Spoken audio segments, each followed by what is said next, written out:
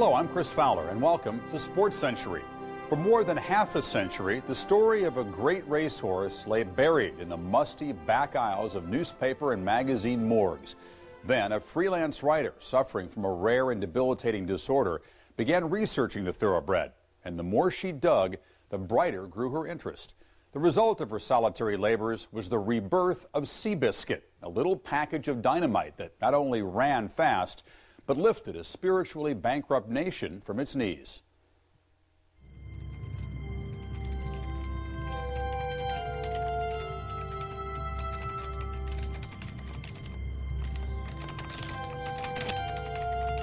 Reinvigorating the legend of SEABISCUIT stemmed in part from a girl who didn't have the physical vigor to express herself in other ways. Whenever you have been through a great deal of pain yourself, you understand other people's pain. SEABISCUIT appealed on every level to the American instinct for the underdog. And here it is, a half a century and more later, who chronicles this tale? Laura Hillenbrand, who suffers from chronic fatigue syndrome exacerbated by vertigo. It's the kind of fatigue that prevents you from being able to lift a spoon to your lips. And through the process of writing this book, there were times when she couldn't read, she couldn't write. Physically, it was extremely difficult, not just at times, but throughout. I woke up every morning thinking about it, and I went to bed at night writing it in my head. It was that much of an obsession. In March of 2001, Laura Hillenbrand's 4.5-year labor of love was published. And like the horse pictured on its cover, the book shot to the front of the New York Times bestseller list in a month. When a major feature film followed in the summer of 2003, reflected glory fell on the great-grandson of the horse's owner, half a world away. Here I am rolling with a Marine unit into Baghdad at the end of the war, and I've got Marine colonels asking me, hey, can you autograph my book here? I think our country is wondering what's going on with the world right now. It's very ironic that a horse that brought our country together 60 years ago is back sort of doing the same thing right now.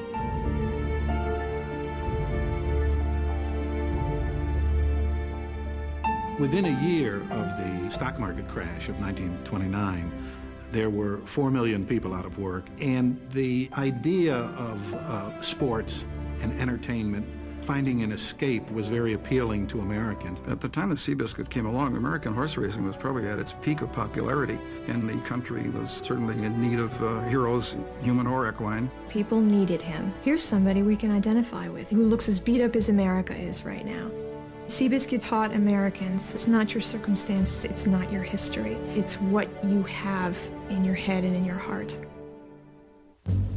Although SEABISCUIT carried the genes of the legendary man of war who won 20 of 21 races, he seemed at best to be a poor relation of his grandfather, and at worst, a caricature. SEABISCUIT's legs were too short. His neck was too thick. He was a big horse on little legs. He swung one foreleg out wildly, like he was swatting flies. He had a mind of his own. He'd fight you. We were about halfway through the work, and SEABISCUIT just stuck his toes in the ground, pulled right up. Just pulled right up. He said, I'm not going any further. He was blessed or cursed with, in horse terms, a high order of intelligence. He was like a juvenile delinquent. A loser in his first 17 starts, SEABISCUIT was not a candidate to run in the 1936 Triple Crown races. Deemed a bad risk, the 3-year-old was sold for $8,000. Under new ownership by a car salesman, the horse soon developed new wheels. After losing the $100,000 Santa Anita handicap by a nose in February of 1937, SEABISCUIT won his next 7 races and rushed to the forefront of public interest. It's SEABISCUIT. He's number 1 in this Bay Meadows handicap, raring to show his speed as they get away for 1 mile and an eighth. Newsreels were fairly new, and the style of the day tended to glorify and glamorize their sports heroes. SEABISCUIT was an incorrigible ham. When somebody raised a camera, he would strike a pose. Radio was becoming huge in the country. His races were broadcast. He was known to people from New Jersey to Nebraska. SEABISCUIT was the greatest sold racehorse in history. because the riders went out of their way to become hype masters and hucksters. He was, by newspaper column inches, the #1 newsmaker in America in 1938. He had 2 lines of Seabiscuit oranges. There were Seabiscuit hats sold on Fifth Avenue. He was everywhere. World War II bomber crews would name their aircraft after this horse. It was something that galvanized a sense of stoic endeavor in their missions. Seabiscuit traveled tens of thousands of miles in his own modified Pullman rail car. Masses of people would come out to the tracks just to get a glimpse of the horse. Seabiscuit owed his fame as much to the promotional genius of his owner, Charles Howard, as he did to his legs. He would do things like send barrels full of champagne up to the press box. He even had his shoes pulled after every race and made into silver ashtrays, which he usually gave to reporters. He was just doing what he did naturally. He could sell Seabiscuit. He believed in that product as he did one of those earlier Buick automobiles. Beyond Seabiscuit's pounding speed and the promotional pump provided by Howard, there were 2 others, a mystical trainer and a broken-down jockey who filled out a team that would bring the racing world to its knees. The unlikely trio that molded the career of Seabiscuit was led by Charles Howard, whose life had been shattered one dark day in 1926. The thing that turned him away from the automobiles that he had devoted his life to was the fact that his own son, his 15-year-old boy, was killed in a car accident on his ranch. It was a single car accident, a rollover, and he was pretty badly injured. There was not enough assistance there. Perhaps they could have saved him. It was a traumatizing time for the family. He was the apple of Poppy's eye, a big part of his heart. So there was some very long-lasting pain there. Charles Howard's marriage collapsed. He became a very unhappy, grief-stricken man. He ended up discovering horse racing and falling in love with it. Before Howard purchased Seabiscuit, he hired a trainer, a loner reputed to have not only an eye for horses, but also an ear. Tom Smith captured and trained wild horses for the British cavalry. He had no sense of communication with human beings to speak of, but he did connect with horses somehow. We called him Silent Tom. He didn't talk idly to anybody, and I was pretty good friends with him, but if I asked him something he didn't want to answer me, he just wouldn't answer me. Tom Smith was the horse whisperer. I think that's why they were willing to put up with his lack of social skills. That wasn't what his job was.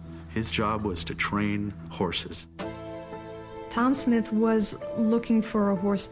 Seabiscuit stopped right in front of him and looked at him. And Tom said he nodded at the horse and that the horse nodded back. And he said, "I'll see you again." Soon to join the millionaire and the horse whisperer was an oversized jockey named Johnny Red Pollard, who was legally blind in one eye and had won just 3 stakes races in more than a decade. He always felt sorry for the underdog because he identified with them, of course. He only went to grade school, but the teacher told him he would never amount to anything. Somehow that just ate him up and drove him. Basically relied on literally fighting his way. You know, he'd get in the boxing ring and try to make a couple of bucks so he could eat. He did raise a lot of hell, you know, and I could just see Red Pollard saying, "You're going to go out tonight and get a little bow wow juice." That was Red Pollard. He was always trying to accrue intelligence from even books, reading Shakespeare. Maybe Red would see you and quote something. He had this dichotomy within him, this intellectual side and also this wild physical side, which he just had to live in that body and live that way. Penniless and out of work, Red Pollard showed up at the Detroit Fairgrounds in August of 1936. There, he met Tom Smith's new horse and offered him a small gift that started a love affair. Seabiscuit at this time had been attacking everybody who came near his stall, but he kind of wanted the sugar, and he pressed his muzzle to Red's chest. And Tom thought, "This is my man." They probably both suffered from lack of self-esteem. They had the same temperament, fiery and ornery, and together they became elegant. Red Pollard understood that Seabiscuit may have been his last chance in life. And all of a sudden, he became a better jockey and Seabiscuit became a better horse. The jockey understood how to ride the horse, the trainer understood the horse, and the owner understood how to promote the horse. And as a team, they go on the wildest ride, maybe in the history of American turf. With Red Pollard in the irons, Seabiscuit increased his national fame by winning 10 of his last 12 starts in 1937. Meanwhile, on the East Coast, a big, dark 3-year-old was building a reputation on the hallowed venues of the sport. War Admiral's won his last 11 starts and has never been out of the money. War Admiral had won the Triple Crown as a 3-year-old. He won the Jockey Club Gold Cup at the time, the most prestigious race run for older horses in the country. War Admiral was by Zeus out of Venus. Seabiscuit was by a foot soldier out of a handmaiden. And they emerged full-blown right out of their pedigrees. War Admiral was pointed for the major events on the racing calendar, and he was expected to win those, and he did. Seabiscuit had been bouncing around all over the country like a barnstorming attraction. Charles Howard knew if he was going to conquer American racing, his horse was going to have to meet War Admiral head and head, and he was going to have to beat him. Despite the public's love for the little horse that could, Howard knew that if Seabiscuit was to be taken seriously as a challenger to War Admiral, he would have to establish his own reputation in the East. Howard was really a master at capitalizing on this natural rivalry between California, which represented the future, and the East, which represented the past. Charles Howard wanted to prove to the world that a horse coming out of California could be the equal of anything that ran in the East. He issued challenges to Sam Riddle, the owner of War Admiral. For about a year, he was pretty much ignored. Samuel Riddle thought he'd be demeaning his horse to have him meet a Western horse. Seabiscuit has the finishing push. Seabiscuit has the speed. He sets a new track record of 1 minute 49 seconds. Winner by 3 lengths. Bring on, War Admiral, says Seabiscuit. Faced with Seabiscuit's Eastern success and Howard's headlines, Samuel Riddle agreed to the showdown in 1938 at Pimlico. The War Admiral's owner insisted that the horses would do a walk-up start. If Riddle thought he had negotiated an advantage, he didn't know Tom Smith. The thing that Tom Smith was going to have to do is train the horse to break as fast as he possibly could to actually change his running style. So he built a box out of redwood and telephone batteries. And he rang the bell and tapped that horse. And that horse, the first 2 or 3 times, didn't get it. After the second, third, or fourth time, he left there running. And it became like a Pavlovian response. The minute he heard that bell, he was gone. But if Seabiscuit was ready, Red Pollard was not. While working out another horse, he fractured his leg. Pollard's good friend, top jockey George Wolfe, rode Seabiscuit on November 1st, 1938. Race of the century. Fanfare and ballyhoo, tension and argument. Seabiscuit's a 5-year-old grandson of Man of War, the self-possessed co-star of this turf thriller. War Admiral's the prima donna, a 4-year-old son of Man of War. 40 million people listened to that race on the radio. The racetrack was so crowded that 10,000 people stayed outside the gates, sitting in trees and standing on cars and rooftops to try to see the race. Announcer Clem McCarthy was unable to get to his post, so he called it from the rail. FDR stopped a cabinet meeting to listen to the match race. It was an event that brought America to a standstill for 1 minute 56 seconds. And they're off in this it's a go. And Georgie Wolfe is at the whip on Seabiscuit to keep him up. The consensus was that the way this race would be run would be that War Admiral would take the lead and that Seabiscuit would lay behind. And they're coming to me head and head. War Admiral on the inside. Wolfe is driving Seabiscuit, and Seabiscuit is outrunning him. People were astonished. My God, Seabiscuit is outrunning War Admiral. Prior to the race, George Wolfe had conferred with Red Pollard as to how to ride it. And Red said, once you get the lead, slow Seabiscuit down and wait for War Admiral to catch up. And it was a crazy thing to do.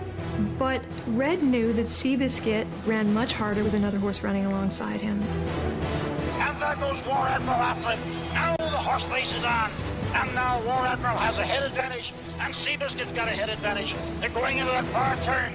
This is a real horse race, just what we hoped we'd get. They're head and head, and both jockeys driving. Seabiscuit leads by a length. Now Seabiscuit by a length and a half. George Wolfe said, I saw War Admiral's eyes rolling up in his head, like he was in agony and pain.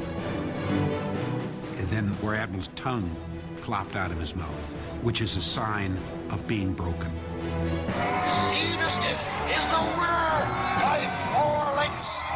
And you never saw such a wild crowd. I picked War Admiral, but I started rooting for Seabiscuit because I realized the impact it would have on racing. If War Admiral won it, it would just have been another match race.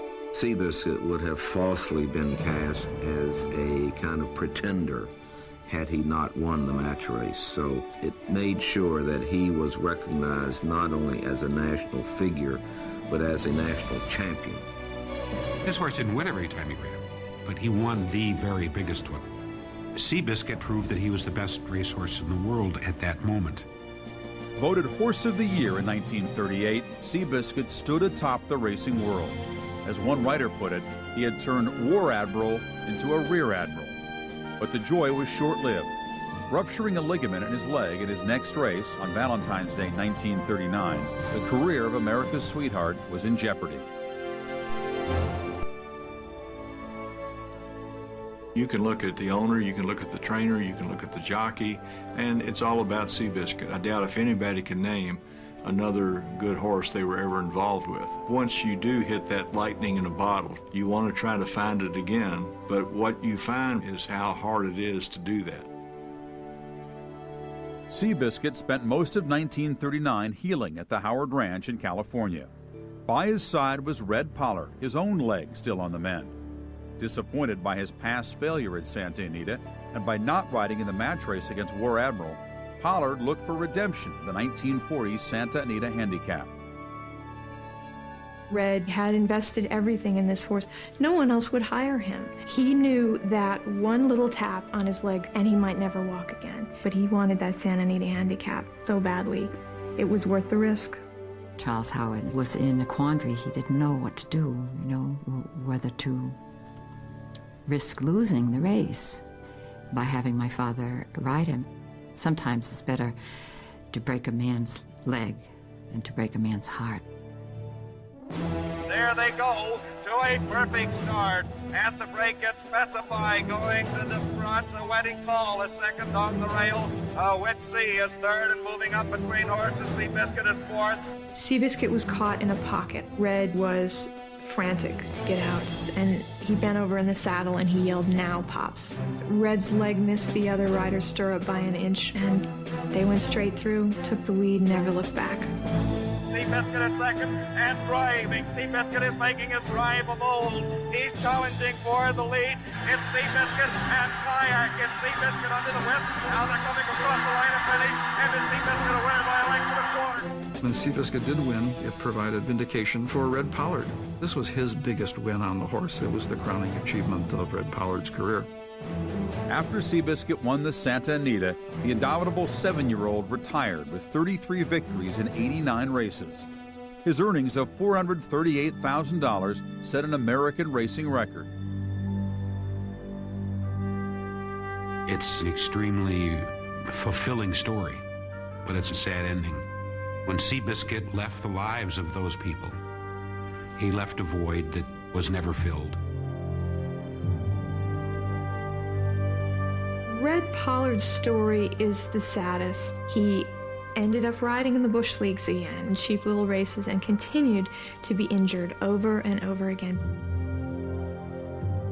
Even after he stopped riding, he worked at the track in sort of demeaning jobs, but it put him in the atmosphere. He shined the boots of young jockeys who never even probably heard of him. He would banter, he was very witty. But there was another side to my father that can sometimes even border on depression. I don't know what made him so sad. His body was just failing by the time he reached age 70. He ended up in a nursing home built on the grounds of the old Narragansett Park where he and Seabiscuit had once run. And he stopped speaking. One day he just didn't want to talk anymore. He would always say, you know, old soldiers never die, they just fade away, and that's what he did.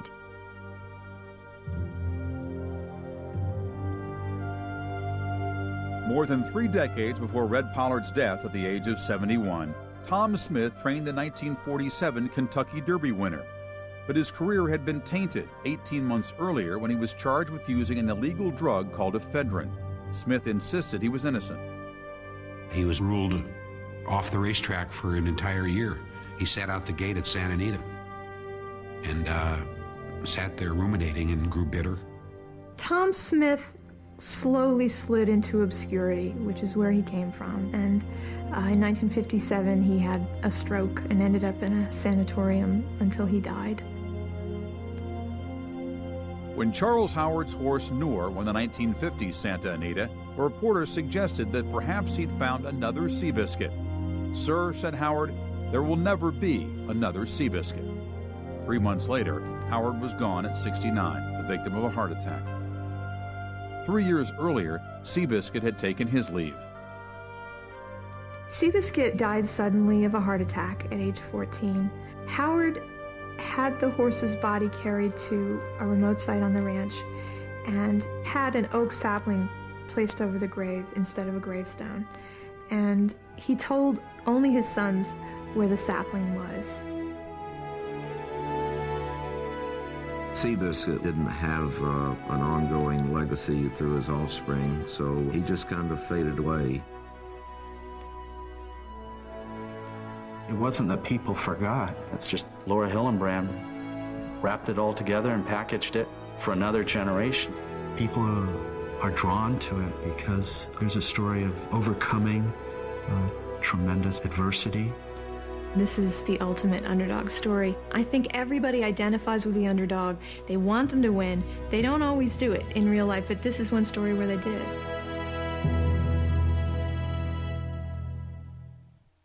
Before Seabiscuit was released in theaters across the nation, Laura Hillenbrand was invited to join President Bush at a special screening.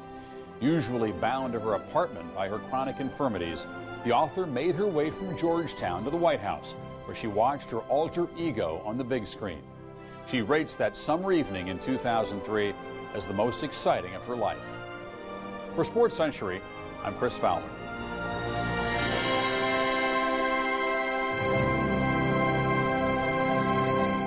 Bestseller list in a month.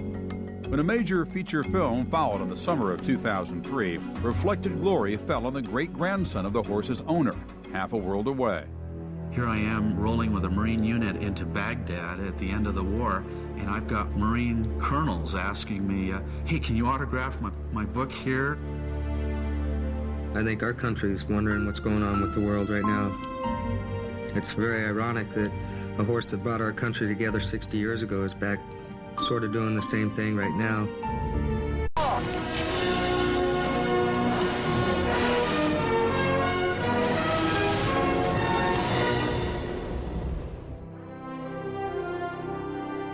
Hello, I'm Chris Fowler, and welcome to Sports Century. For more than half a century, the story of a great racehorse lay buried in the musty back aisles of newspaper and magazine morgues.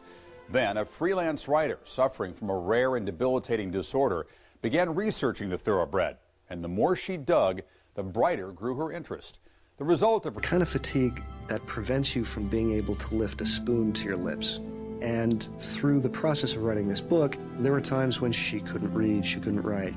Physically, it was extremely difficult, not just at times, but throughout. I woke up every morning thinking about it, and I went to bed at night writing it in my head. It was that much of an obsession.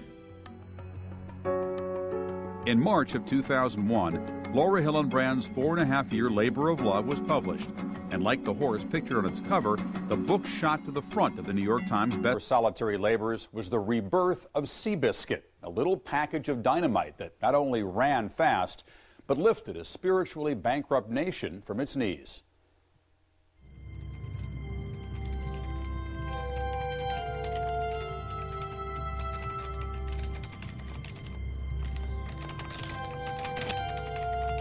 Reinvigorating the legend of Seabiscuit stemmed in part from a girl who didn't have the physical vigor to express herself in other ways.